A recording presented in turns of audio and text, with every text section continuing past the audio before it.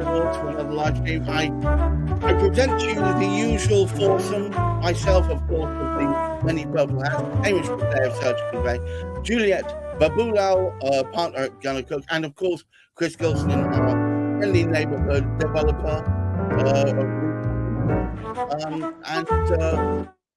This week, I'm very pleased to say we are joined by a gentleman who shall be known as Henry Crosby, Dr. Henry Crosby, a gentleman who is all about sustainability, the green agenda, etc., and shall be talking about that. But today, I'm going to first of all put into the hot seat Mr. Hamish McLay, of course, who's between him and Juliet conspired to bring this thing to life in the first place. Hamish, what are we talking about today? Well, we're actually speaking on the subject of those things that people can actually sort of miss when they're actually going through property transactions. And of course, we've got some interesting sort of elements here. And I think that's why it's fortunate that we're joined today by Henry as well, because an awful lot of people aren't yet taking notice of what's happening in the environment to their property that they're about to sort of purchase. But he'll cover more of that sort of later. But it's to do with those sort of things, that the top mistakes actually to avoid when buying a property. And this could actually be for individuals, but it is just creating that awareness in people. I'm going to throw Chris under the bus now and say, you must see this all the time, Chris. People rushing in where devils fear to tread. Yeah. My top mistake, well, the top mistake that I'd encourage people to avoid, please view the property, please. So I shouldn't laugh, but you think this is basic stuff, right? I remember being told of a story where someone was horrified to find out that after bidding and winning successfully at an auction, but not having viewed the property and opening the door, that the only piece of the building that was standing was the front facade of the property. Classic. Please view. You've never made a mistake like that, of course, Chris. I can be a smarty pants sometimes, and if the agent is prepared, we can do blind offers, but I will still go and view, or one of the team will go and view the property. Yeah. So you can pull your combined fat from the fire before it all gets singed. Juliet, is this story only too eerily familiar? Well, I don't know of anyone who's not actually viewed, because I act for lenders. So my lenders would have got out and viewed the properties. But you'd be surprised at the amount of people that go to auction, for example, and they haven't got their finances in order. And so they're scurrying about at the last minute because this contract's going to be, it's going to expire or, rescinded. And they are literally looking for finance at the last minute, and they haven't got an idea as to what they've exchanged on. And when we decided on this topic, I sort of thought, you think about what adds value to our audience. And the one thing that came to mind, as cheesy as it sounds, is, if you fail to plan to fail. And so the reality with property investment is you've got to do your research, as we've said time and time again, whether it's getting the right team together, knowing your limits. Some people scringe on trying to pay for surveys and things.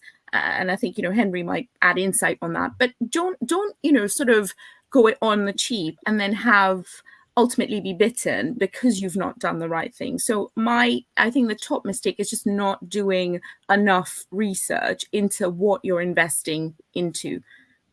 Thank you for that beautiful segue. Henry, would you add some grist to this mill? First of all, would you tell everybody who doesn't know what Martello is and what it represents and how you help? Of course. So Martello is an environmental search company. We supply information around contaminated land, flood risk, subsidence, climate change is a recent one for us, some planning constraints, and that sort of stuff, really. Basically anything to do with the environment that could affect a home purchase, in effect. And it sort of struck a chord when what Juliet said there, is to do the research, because I think firstly, some people might scrimp.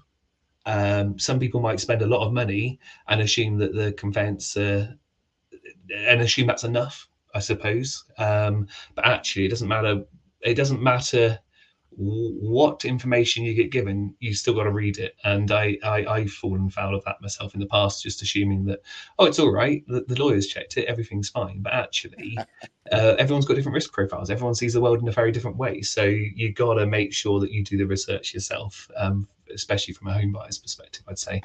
It seems only fair that I ask you, have you come across times where people could have actually gotten to where they're trying to get to far easier, far quicker, with far less fuss, if only they'd taken the damn report? Yeah, I think so. Do you know, I have a friend of a friend who recently experienced some serious flooding after Storm Henk in Worcestershire, and they were advised not to have an environmental report.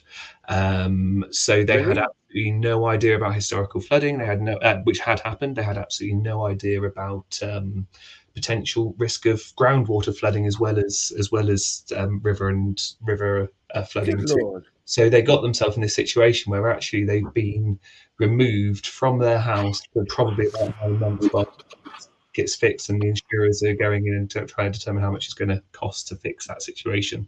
And the poor lady that I know had to carry her 2 dogs and 3 children out of the house through raging flood to get them sorted, just because they weren't aware that could be a potential issue. To remediate against it probably wouldn't have been too expensive. Well, knowledge is power in these things, is it not? And if you've had your ability to make sensible decisions removed by just not having the information up front, that's criminal.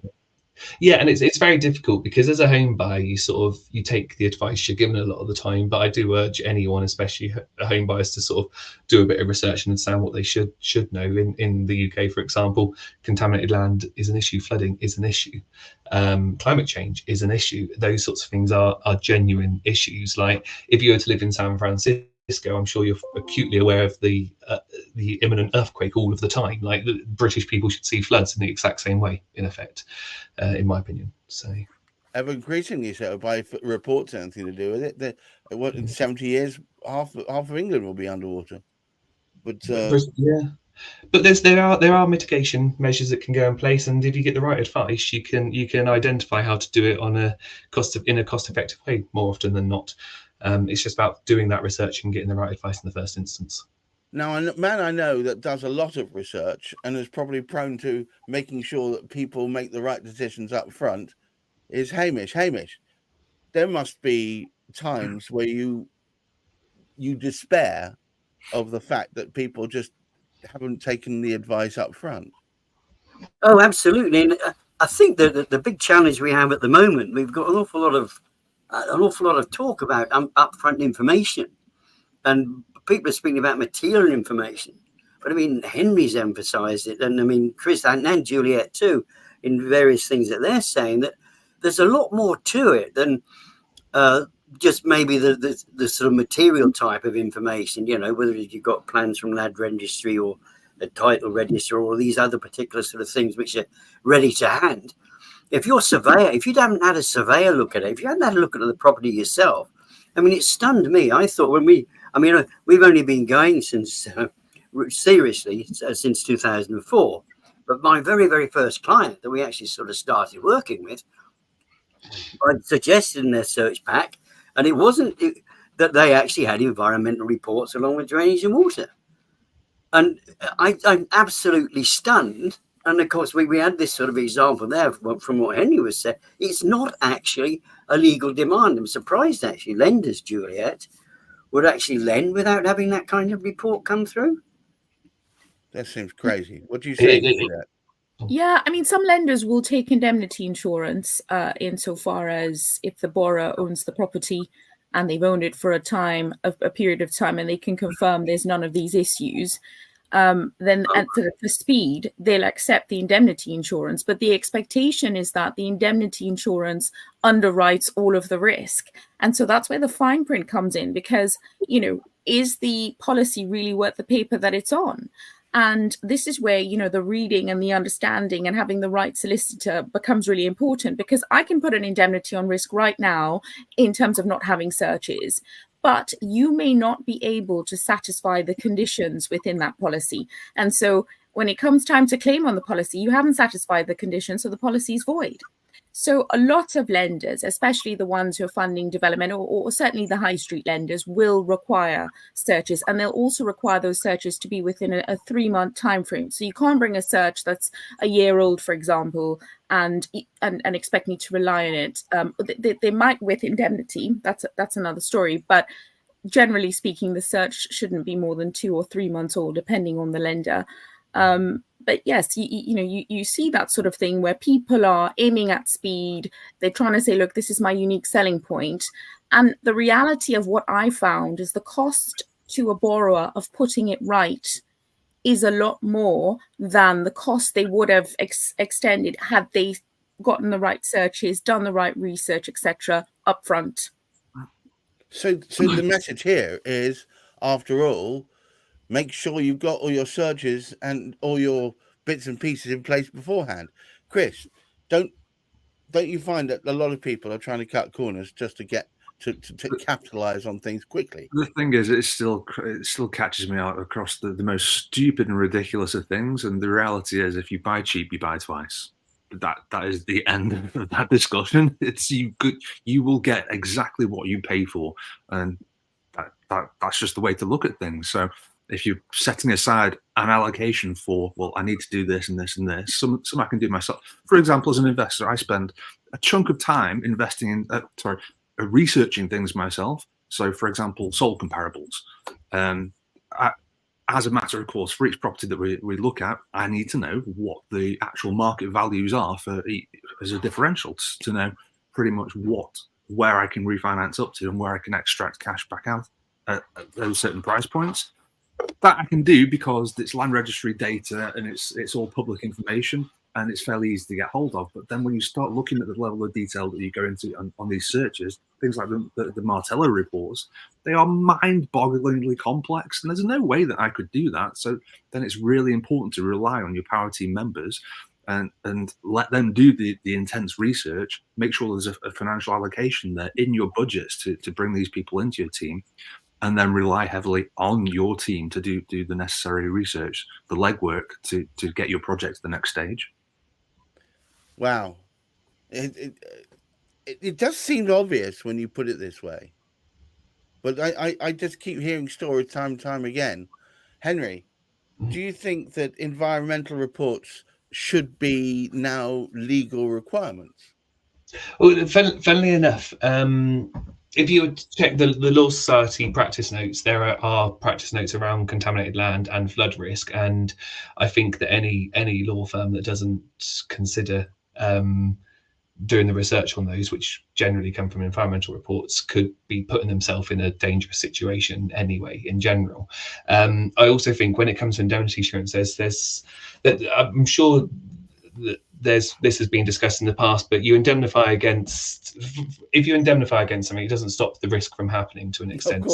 So if you've got contaminated soil in your back garden and your 2-year-old, which my 2-year-old has been known to, decides to eat that contaminated soil, it doesn't matter how much you've indemnified against it, that's your kid ill or worse, sort of thing. So there's stuff like that where I think people always use the example of extensions on houses. You can get indemnity against building controls, but if the roof of the extension falls on your kid, it doesn't really matter whether you got indemnity or not. So I know that's a slightly different topic, but when it comes to contaminated land and flood specifically, and climate change, which we're like last week we all saw the report on the 1.5 degree increase in 2023, which is that happened on average over the year. So more and more the information that's coming from there is going to affect you. It's not just a matter of financial, it's quite catastrophic. You have to move out of your house for 9 months if you get flooding. Like, that's not just a financial issue in my eyes. That affects you and your family in effect. Yeah. All right, look guys, I before we wind this up, I want to spend 5 minutes with each of you, ideally giving one piece of advice to those eager ears listening herein. that they can help prevent this kind of property madness. And I'd like to start with you, Juliet, if that's all right. Yeah. I would say do the math. Do the math on your project, the property you're buying, the searches you require, the legal team, etc., and have a bit of contingency added on to that so that there are no nasty surprises. Okay. And you, Henry, can you one piece of advice that people can, as a takeaway from this? Yeah, I'll ask the question. So once you've looked at the research, ask so what. You might see lots of big red alerts on the research you do, but so what? Is it actually a significant issue? Is it something that you can mitigate against? Is it something you can insure against? So ask those questions. I suppose it's also your appetite for mitigation. You can get a bit punch drunk with it if you're constantly trying to round the corners. You keep constantly finding sharp edges. Hamish, one thing from you. Well, I think I would put two down, and one of the most important is, and it has been aired. For heaven's sake, look at the property.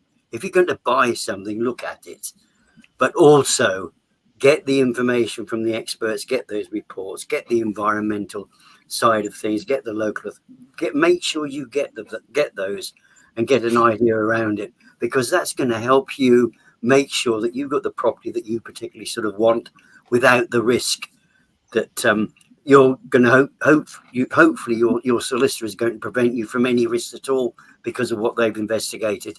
But without those reports, you're not going to do it. But you as the buyer need to take on board. It's you that's getting the property. It's not the solicitor. It's not anybody providing those reports.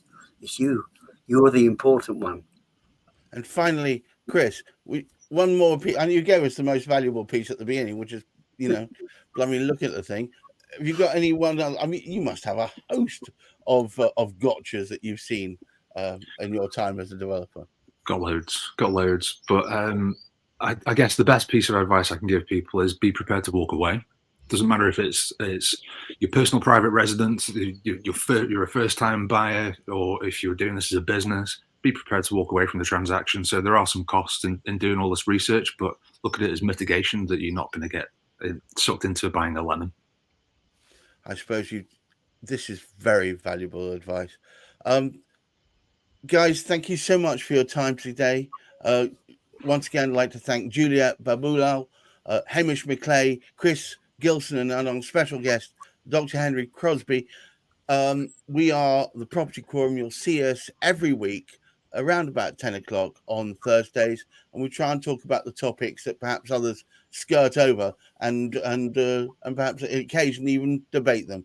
Thank you for your time, and see you again next week. And I wish you all a wonderful week to come, what little there is of it, and of course, great mental health. Bye-bye now.